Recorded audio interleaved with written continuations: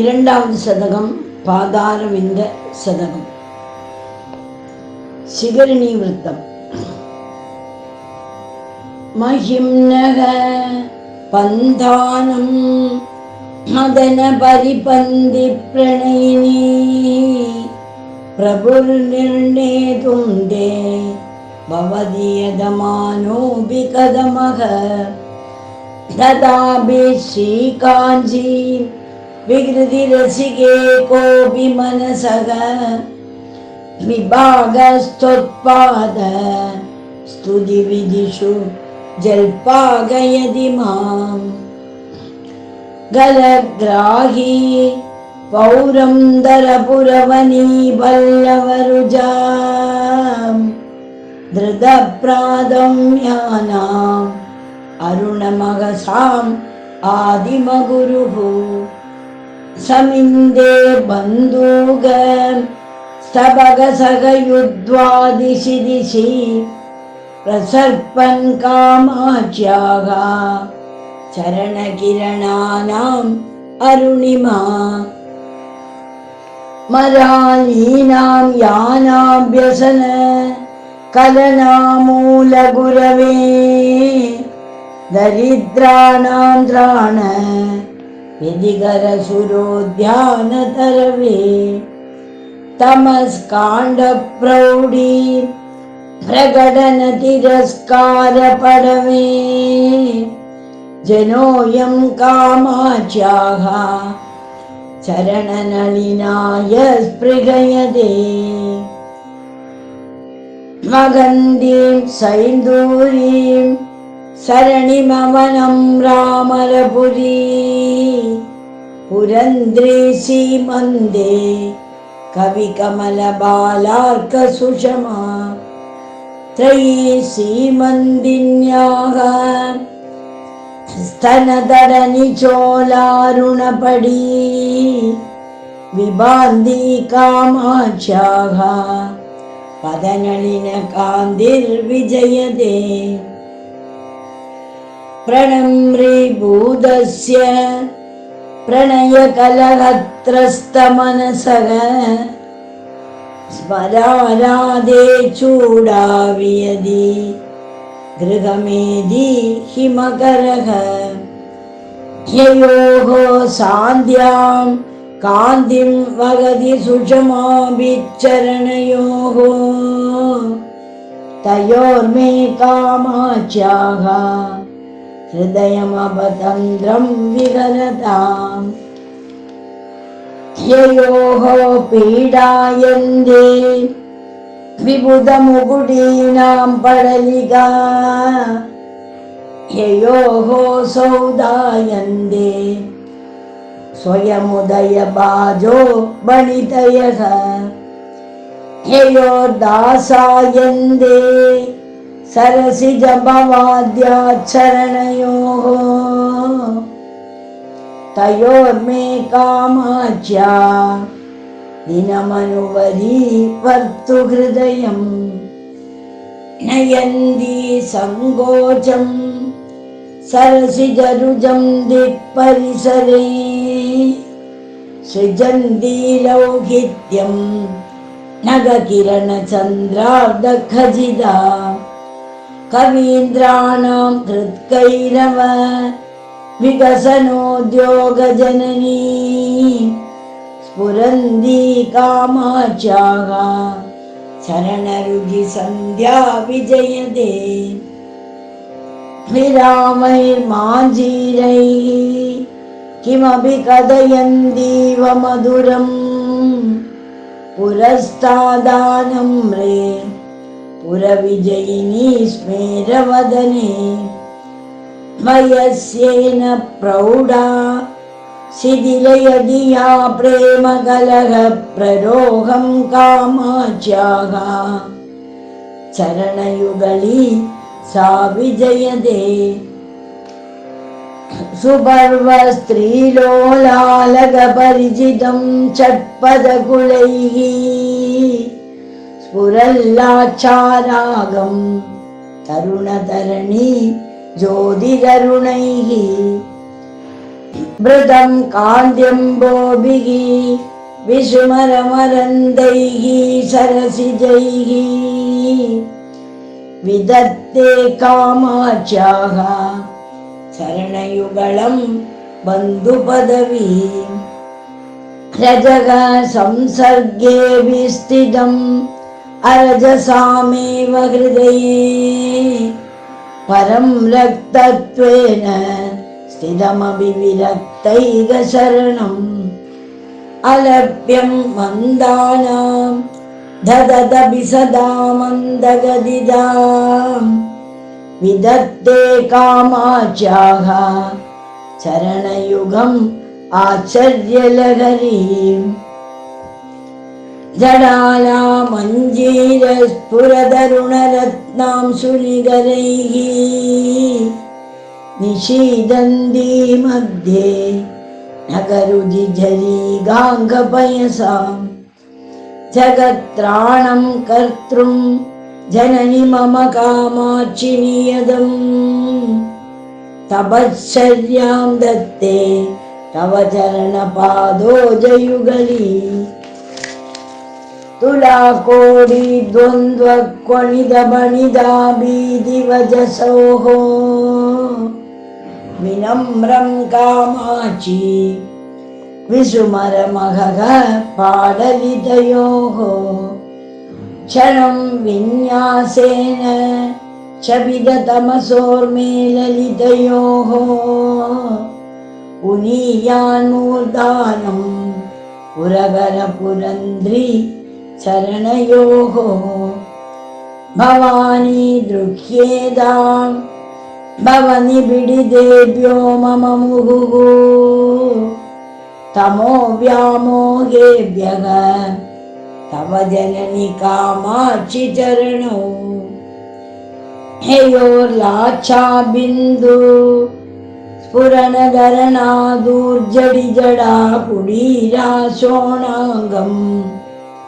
वगदिव बुरेणाङ्गकलिका पवित्रीकुर्युर्नः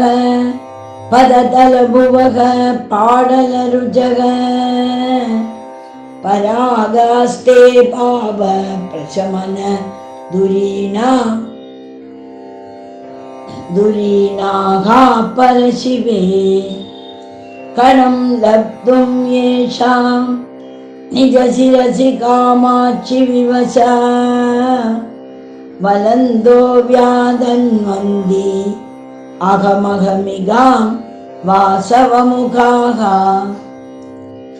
बला कामालाभिर्नगरुजिमयीभिः परिवृते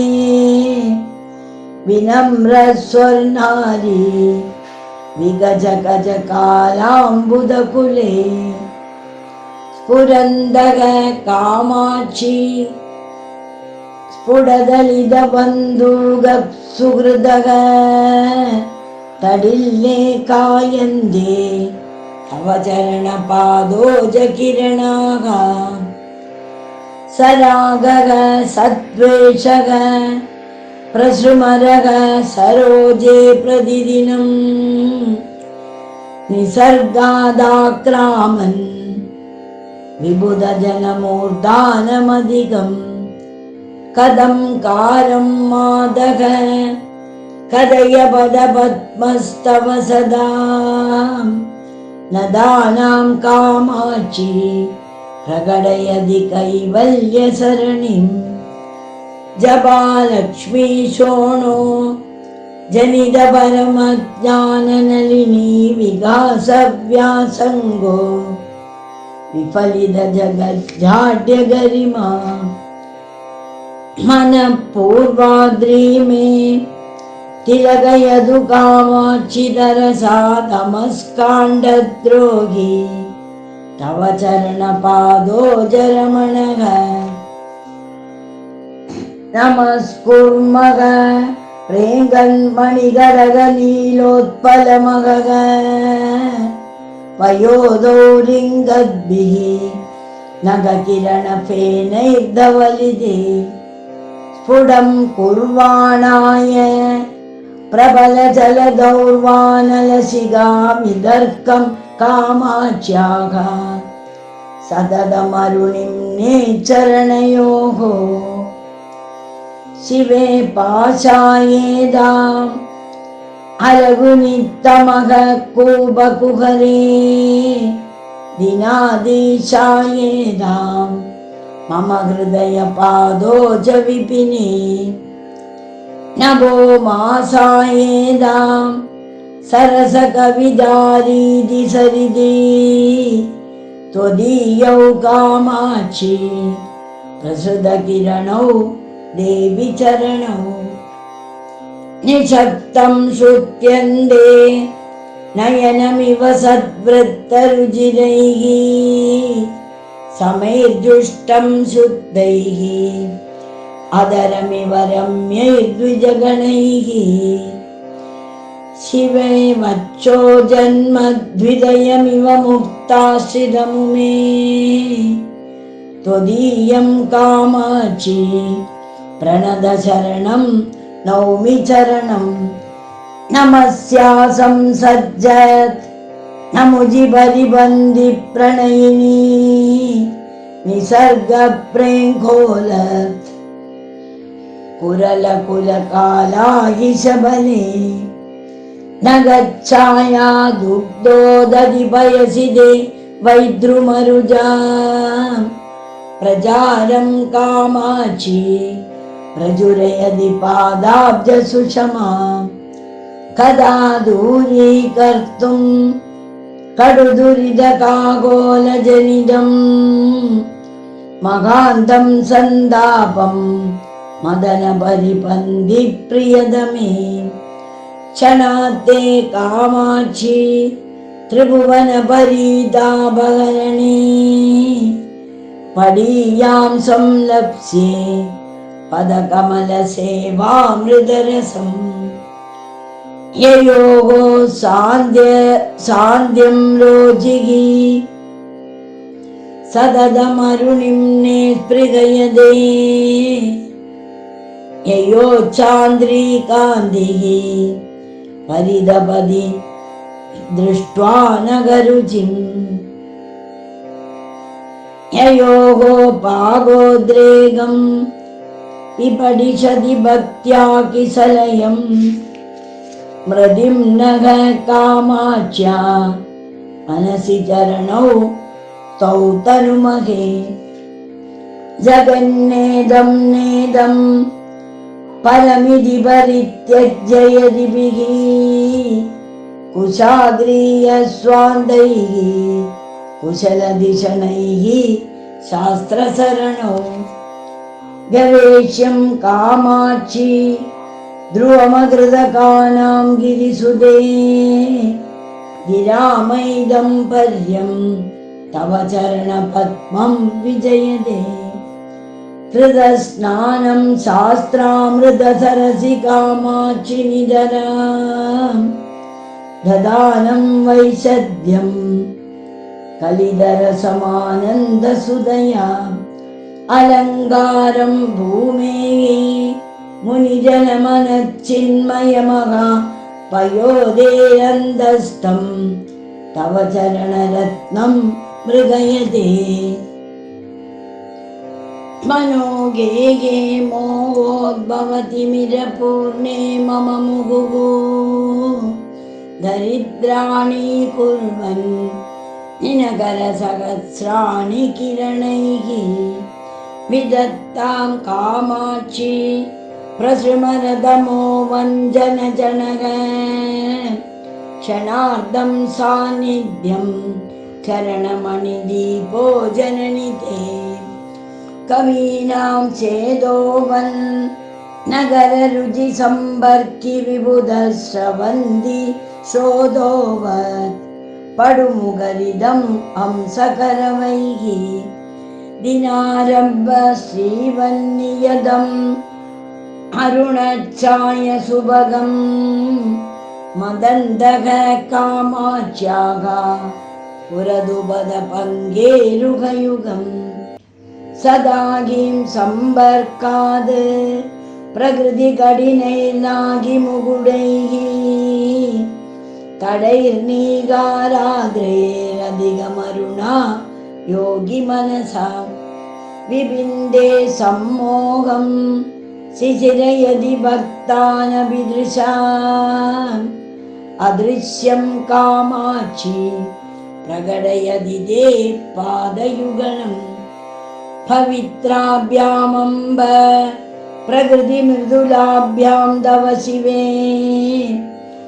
पदाभ्यां कामाक्षी प्रसभमविभूतैः सचकितैः प्रवालैरम्बोजैरपि च वनवासप्रददशाः सदैवारभ्यन्ते परिचरितनानाद्विजगणैः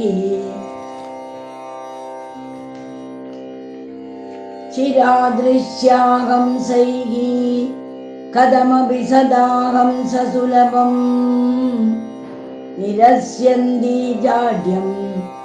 यदजडमध्यैकशरणम् अदोषव्यासङ्गा सततमपि दोषाप्तिमलिनम् पयोजं कामाक्ष्याः परिहसति पादाब्जयुगली सुराणाम् आनन्द प्रबलनदया मण्डनदया नगेन्दुज्योत्स्नाभिः विस्मरतमः खण्डनदया पयोजश्रीद्वेषप्रदरदया त्वच्चरणयोः विलासः कामाक्षी प्रकटयदि नैषाकरदशाम् सिरिम्ना कान्दीनां नगरजनुषां पादनलिनः छवीनां शोणिम्ना तव जननि कामाक्षि नमने लवन्दे मन्दारग्रदित नवबन्धूककुसुमश्चजांसामि चिह्न्यं सुरपुरपुरन्द्री गजबराः स्फुरन्मध्ये शुद्धे नगकिरणदुग्धाब्धिपयसा वहन्नब्जं चक्रं धरमभिचलेकात्मकदया शिदो मास्यं रूपं श्रियमभिददानो निरुपमां हृदा मा कामाक्ष्याः पदनलिननामा विजयते नगश्री सन्नद्धस्तपकनिजितः स्वैच्छकिरणैः पिशङ्गैः कामाक्षी प्रकटितलसत्पल्लवरुचिः सदां गम्यः शङ्गे सकलफलदादासुरदरुः त्वदीयपादोऽयं तुगिनगिरिराजन्यतनये पषट्कुर्वन्माञ्जीरजकलकलैः कर्मलहरी हवींषि प्रोद्दण्डं ज्वलति परमज्ञानदहने मदीयान् कामाक्षी स्फुटमहसि जोहोदिसुधियां मनोवेद्यां मादः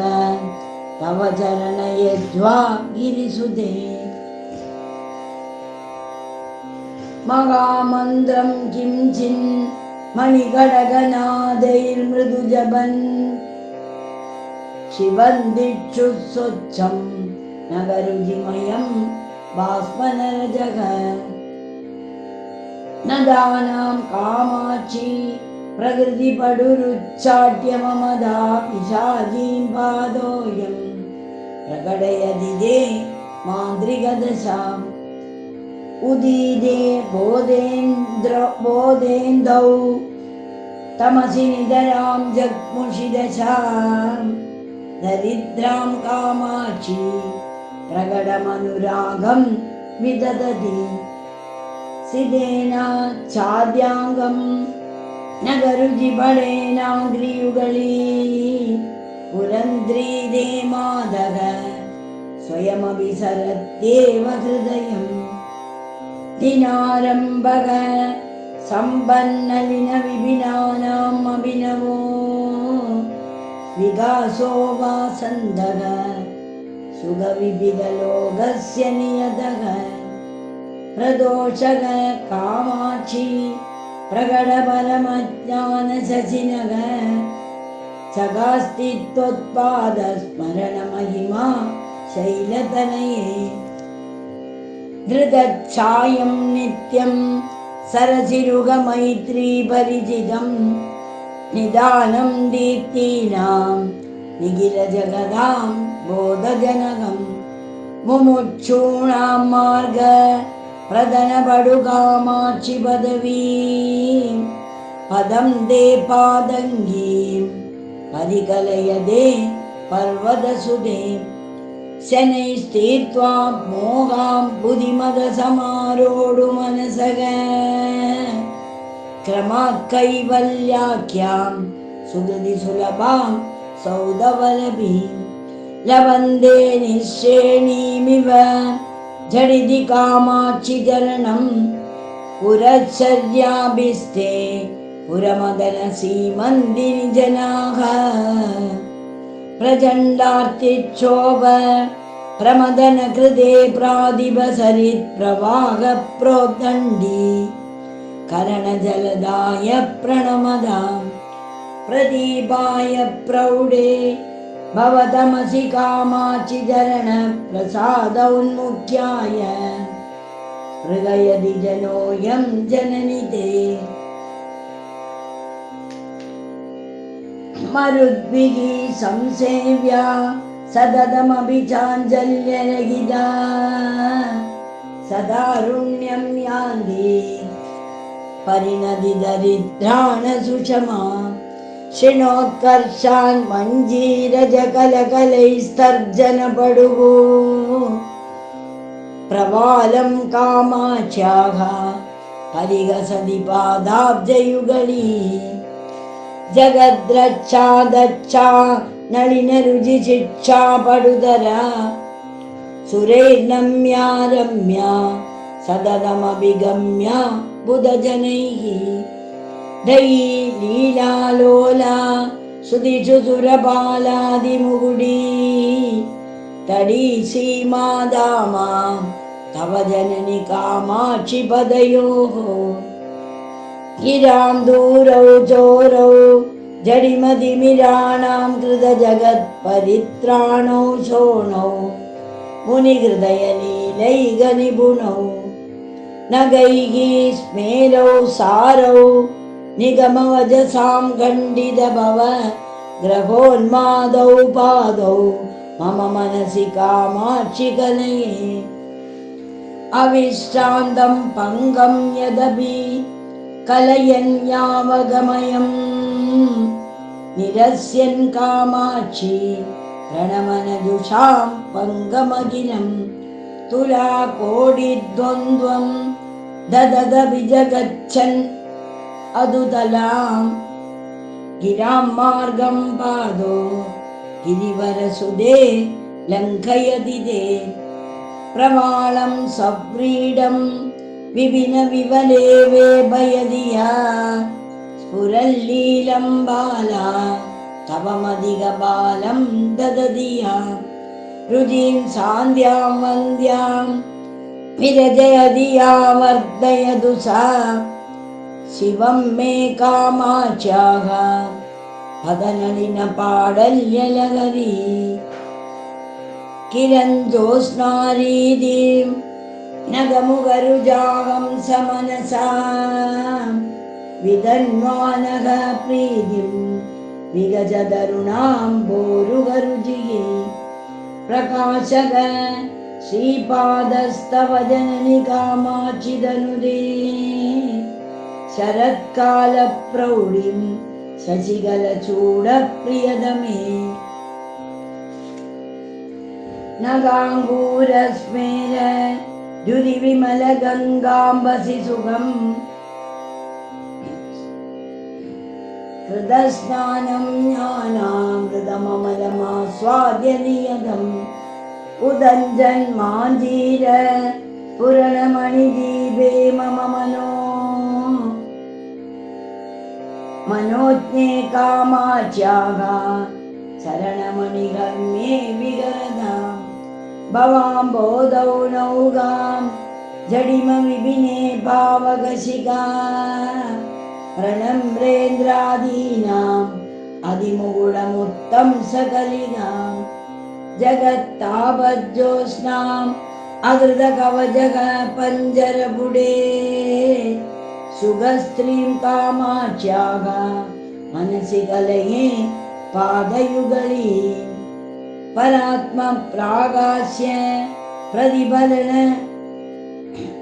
चञ्जुः प्रणमदाम् मनोज्ञग